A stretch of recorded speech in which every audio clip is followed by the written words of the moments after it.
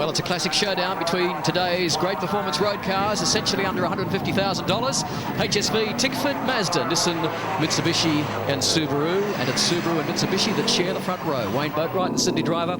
Jeff Full alongside Bob Hughes in the EVO 6, carrying one of our onboards. So plenty of action from Bob Hughes, as is Steve Knight in the Mitsubishi GSR. All ready for 13 laps then around Wakefield Park. 2.2 kilometres per lap. So 27.4 kilometres. Almost set for a start now. Away they go. A great start from both Boatwright and Full. I think you'll find Boatwright's got the jump. Mark King back there in third spot. Peter Floyd well back in qualifying. This is Steve Knight, and he's been touched by, it looked like Metchler. Floyd goes through in the HSV, but Knight's recovered. Gets it back all together. Lewis Chan going through. Bob Hughes, it looks like chasing Dave Wood up the hill. This is going to be interesting to see what Floyd can do with that big V8 around this track. Yeah, not the ideal track for Floyd, certainly, and well back in qualifying, further back than what we're normally used to seeing. Yeah, these all-wheel drive turbo cars really well suited to these longish corners. And they're having a ball. In the Delphi King Springs EVO 7, much more competitive this weekend. Brett Peters, Graham Alexander, problems off the start line. So the EVO 5 of Alexander has obviously broken something. Drive shaft, gearbox or what, but luckily the crew in there in time to get the car moved before they come around on their first lap. So Dave Wood doing a good job there in the black car.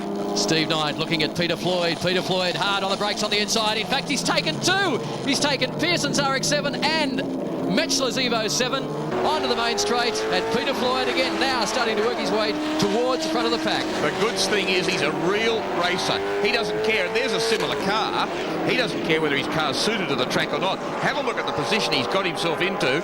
He's in behind Brett Peters there in car number 1. It's Floyd in the big rear-wheel drive front engine V8 Commodore. V8 Brute driver Damien White joining us in commentary as he always does. Damien, this man is on a mission, Peter Floyd, isn't he? Well, as usual, when Peter Floyd's around, it's always an exciting opening few laps and an exciting race. But the rubber there on the front bumper bar suggests to me that it was in fact him that almost spun Knight going into turn 1 off the start. There's Floyd, the pink and black HSV. Metchler, the blue and white EVO 7 just behind him. Then Pearson's Mazda RX-7 further back in the field. As Metchler tries to close up onto Floyd, under brakes now alongside. Wrong place of the track though. Any all-wheel drive car that's behind the Commodore should be wondering what they're doing wrong, because really he should be further back.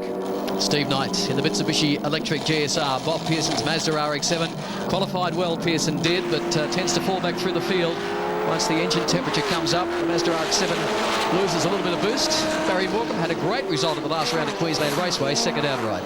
Yes, he had an awesome performance at Queensland, but it's very difficult to follow it up at a track like Wakefield Park, which is tight and twisty, very unlike Queensland Raceway, so perhaps it just doesn't suit Morcom's style and the new speed he's got linked up. Floyd, two wheels on the dirt again. Absolutely using everything, really pushing this car as hard as he dares, and really got it going very, very well indeed. Always an exciting driver, a very competent one too, Peter Floyd. Mark King, third on the road, the Delphi King Springs EVO 7.